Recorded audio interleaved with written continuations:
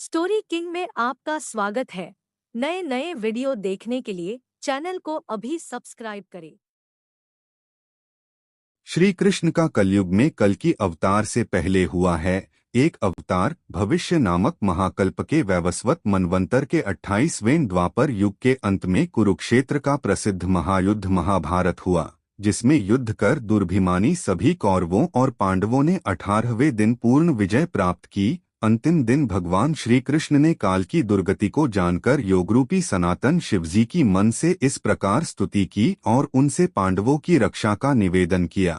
स्तुति को सुनकर भगवान शंकर नंदी पर आरूढ़ हो हाथ में त्रिशूल लिए पांडवों के शिविर की रक्षा के लिए आ गए। उस समय महाराज युधिष्ठिर की आज्ञा से भगवान श्री कृष्ण हस्तिनापुर गए थे और पांडव सरस्वती के किनारे रहते थे।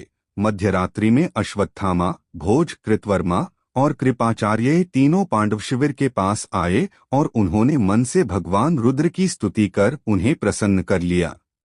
इस पर भगवान शंकर ने उन्हें पांडव शिविर में प्रवेश करने की आज्ञा दे दी। अश्वत्थामा ने भगवान शंकर द्वारा प्राप्त तलवार से धृष्टद्युम्न आदि वीरों की हत्या कर दी।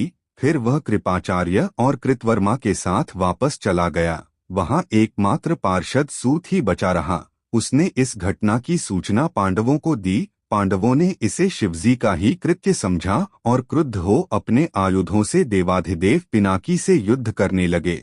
भीम आदि द्वारा प्रयुक्त अस्त्र शस्त्र शिवजी के शरीर में समाहित हो गए। इस पर भगवान शिव ने कहा कि तुम श्री कृष्ण के उपासक हो, अतः हमारे द्वारा तुम लोग रक्षित हो, अन्यथा तुम लोग वध के योग्य थे। इस अपराध के फल तुम्हें कलयुग में जन्म लेकर भोगना पड़ेगा।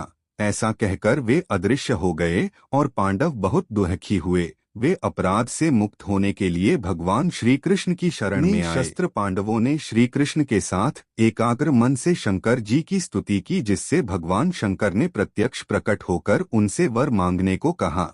भगवान श्री कृष्ण बोले, देव, पांडवों के जो शस्त्रास्त्र आपके शरीर में लीन हो गए हैं, उन्हें पांडवों को वापस कर दीजिए और इन्हें शाप से भी मुक्त कर दीजिए। श्री शिवजी ने कहा, श्री कृष्णचंद्र, मैं आपकी माया से मोहित हो गया था और मैंने यह शाप दे दिया।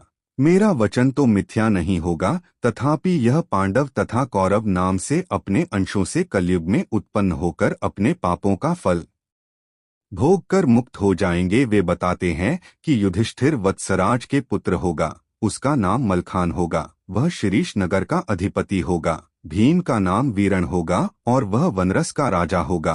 अर्जुन के अंश से जो जन्म लेगा वह महान बुद्धिमान और मेरा भक्त होगा। उसका जन्म परिमल के यहाँ होगा और नाम ब्रह्मनंद होगा। महाबलशाली नकुल का जन्म कान्यकुब्ज में रत्नभानु के पुत्र लक्षण के रूप में होगा। सहदेव भीम सिंह का पुत्र देवसिंह धृतराष्ट्र के अंश से अजमेर में पृथ्वीराज जन्म लेगा और द्रौपदी पृथ्वीराज की कन्या के रूप में वेला नाम से प्रसिद्ध होगी। महादानी कर्ण तारक नाम से जन्म लेगा। उस समय रक्तबीज के रूप में पृथ्वी पर मेरा भी अवतार होगा। कौरव माया युद्ध में निष्णात होंगे तथा पांडुपक्ष के योद्धा धार्मिक और बलशाली होंगे। यह सब बातें सुनकर श्री कृष्ण मुस्कराए और उन्होंने कहा, मैं भी अपनी शक्ति विशेष से अवतार लेकर पांडवों की सहायता करूंगा। मायादेवी द्वारा निर्मित मायावती नाम की पुरी में देशराज के पुत्र रूप में मेरा अंश उत्पन्न होगा, जो उद्यसिंह उदल कहलाएगा। मेरे वैकुंठ धाम का अंश आह्लाद नाम से जन्म लेगा, वह मेरा गुरु होगा। अग्निवंश से उत्पन्न राजाओं का विनाश कर मैं श्री कृष्ण उद्यसिंह धर्म की स्थापना करूंगा। अगर ये हमारी वीडियो अच्छी लगी हो तो हमारे चैनल को सब्सक्राइब करें और बेल आइकन को जरूर दबाएं। वीडियो पूरा देखने के लिए आपका बहुत बहुत धन्यवाद।